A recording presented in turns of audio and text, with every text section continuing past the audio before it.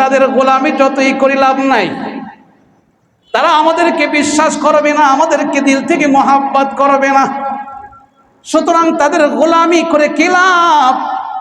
আমরা তো একজনের গোলামি করব, আল্লাহ, আল্লাহ রসুলের, তাহলে লাভবান হইতে পারবো।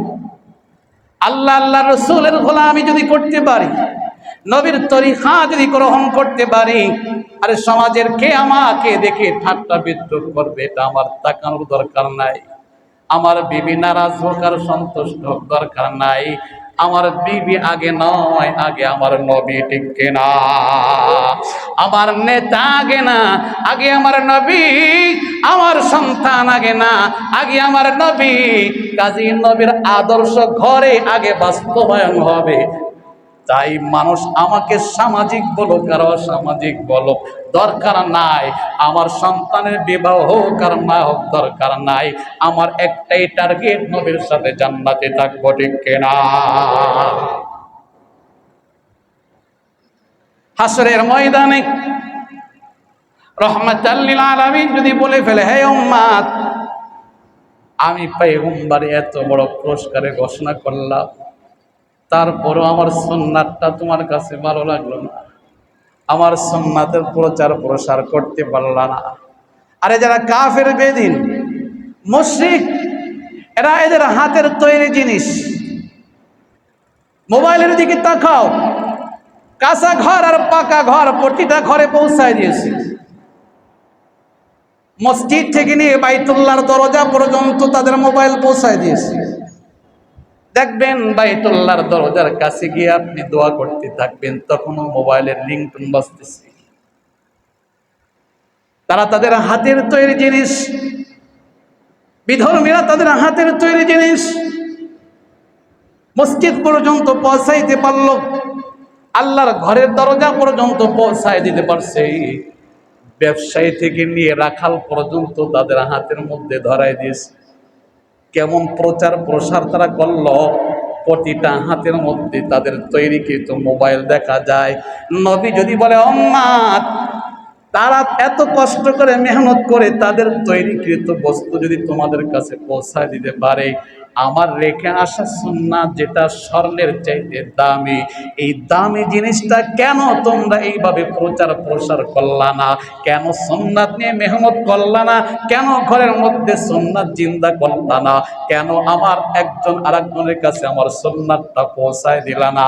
বলো, আল্লাহর নবীর কাছে তখন কি জবাব দিব?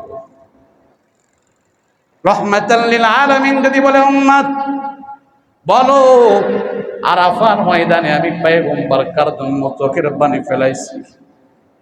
আমি আমার জন্য ফেলায় নাই, নিজের বিবির জন্য ফেলায় নাই, সন্তানের জন্য ফেলায় নাই। আরাফার ময়দানে আমি নবী আমার উম্মতের জন্য চোখের পানি ফেলাইছি। মুজদালিফার ময়দানে আমি নবী আমার উম্মতের জন্য চোখের পানি ফেলাইছি।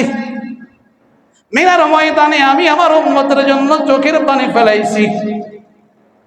হাতিমি কাবায় আমি আমার উম্মতের জন্য চোখের পানি ফেলাইছি।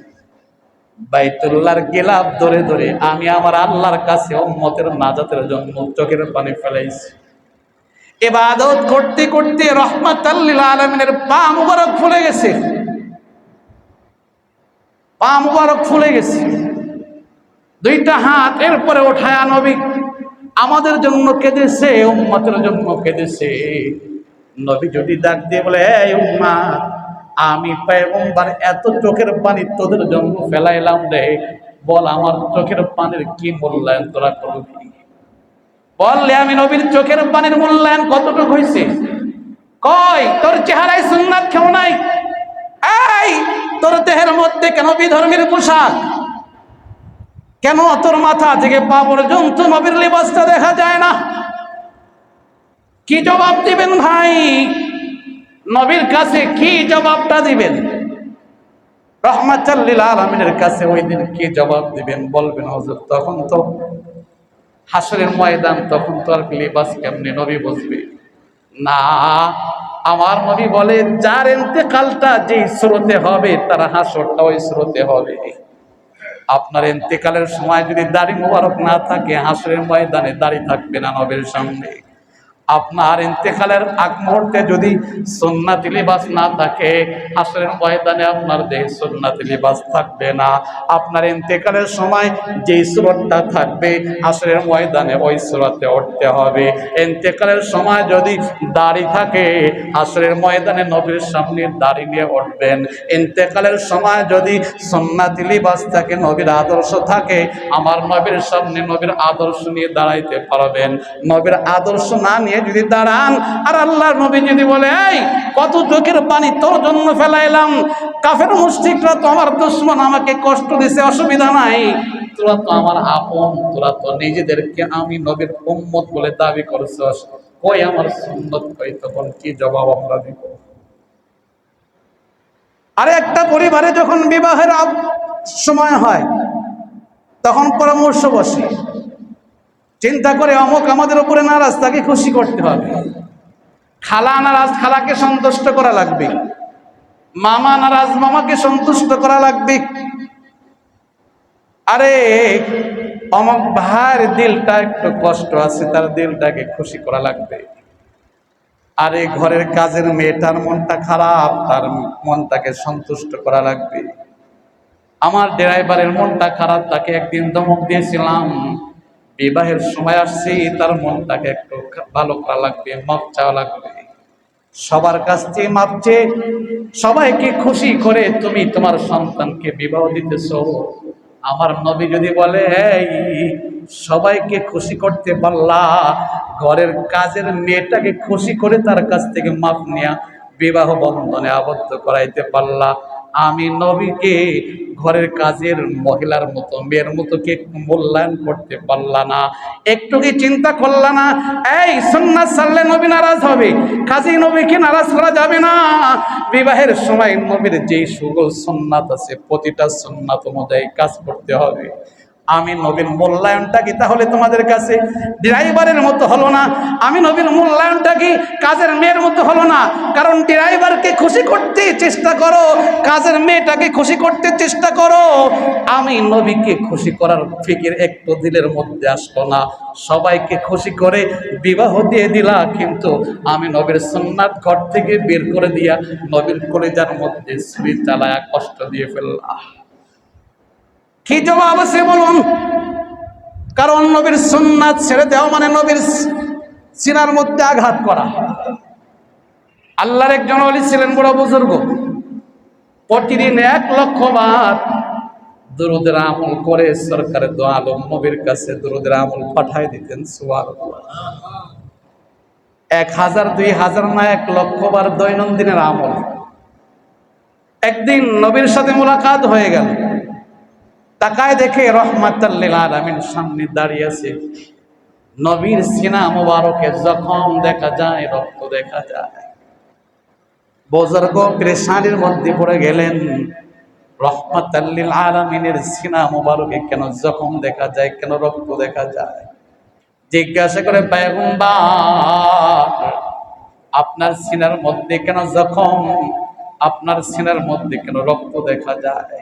নবী কাঁদে আর বলে, এ বুজুর্গ শোনো, আমি আবার সুন্নাত রেখে আসছিলাম। দুনিয়াতে এমন কিছু উম্মত আছে যারা আমি নবীর সুন্নাত ছেড়ে আমি নবীর সিনার মধ্যে আঘাত করতেছি, নিজে নিজ হাতে সুন্নাতের খেলাফ কাজ করতেছি। সুন্নাত খেলাফ কাজ করা মানে আমি নবীর সিনার মধ্যে আঘাত করা, যার কারণে তুমি রক্ত দেখতেছো। এই উম্মত, আমার নবীর সুন্নাত ছেড়ে দেওয়া মানে নবীর সিনার মধ্যে ছুরি চালানো। তাহলে কাজের মেয়েটাকে খুশি করতে পারলা, আমার নবীর দিলটাকে খুশি করতে পারলা না। কাজের মেয়েটা তোমার কাছে দামি, তার সন্তুষ্ট করতে পারলা, কিন্তু আমার নবীর সুন্নাত তোমার কাছে দামি হলো না। একটা বিবাহের দিকে তাকায় দেখেন সুন্নাতের খেলাফ কত কাজ চলতেছে।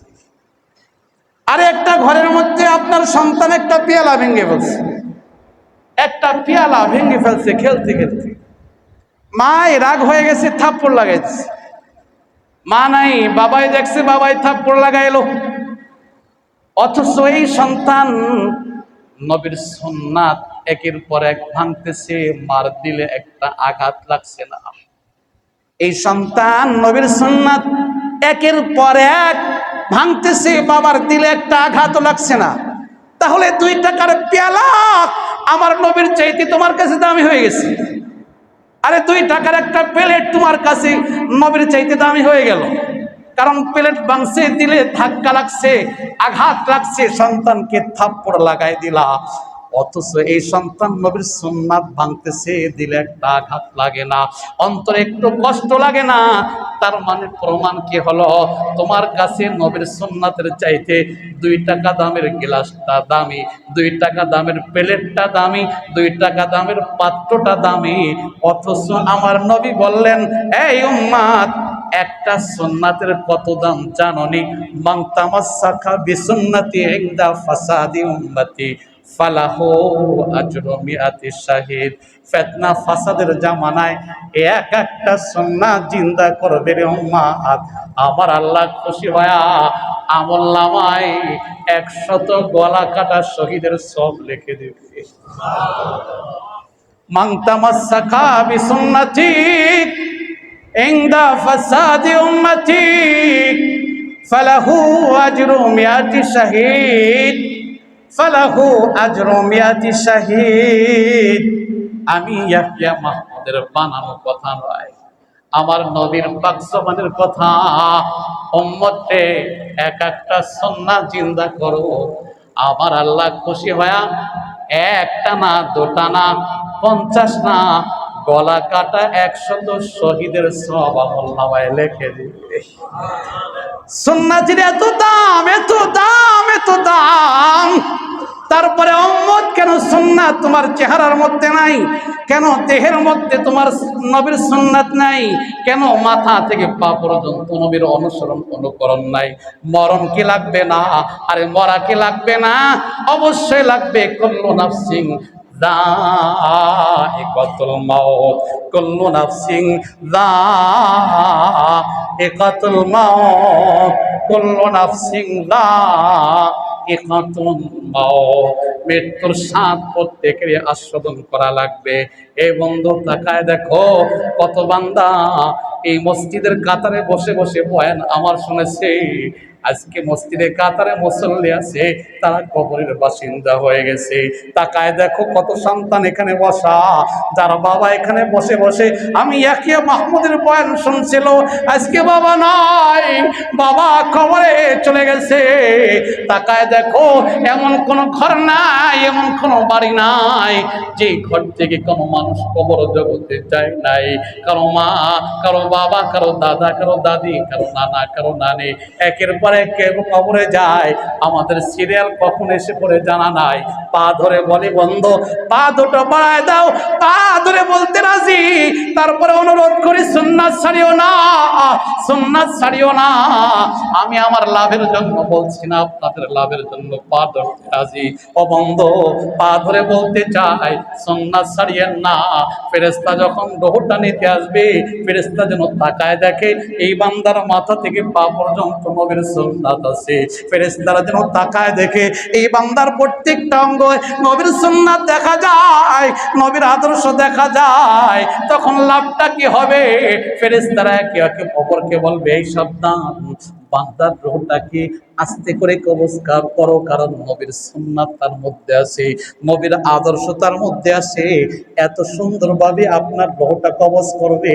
আসছিলেন কাঁদতে কাঁদতে, বিদায়টা হবে হাসি মুখে। সুবহানাল্লাহ।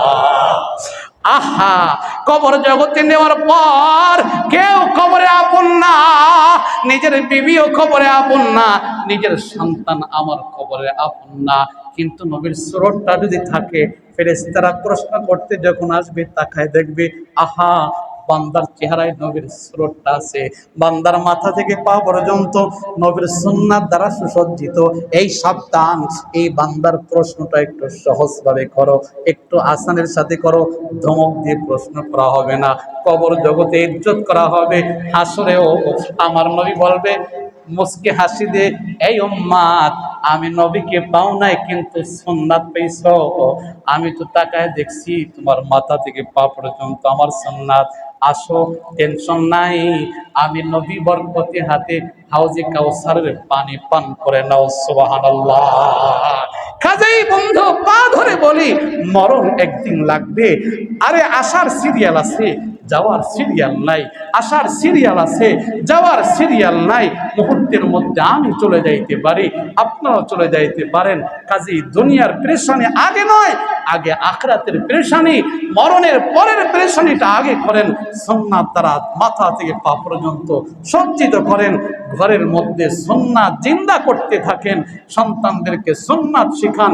আরে প্রতিটা ঘরে সুন্নাতের আলোচনা আরম্ভ করে দেন, নবীর সুন্নাতের কিতাবের তালিম আরম্ভ করে দেন। আল্লাহর কসম, শান্তি আসবে, দুনিয়াতেও শান্তি, মরণের পরেও শান্তি। আল্লাহ পাক আমাকে এবং আপনাদের সবাইকে বুঝে আমল করার তৌফিক দান করেন, বলুন আমিন। আমাকেও বোঝার তৌফিক দান করেন, আপনাদেরকেও বোঝার তৌফিক দান করেন।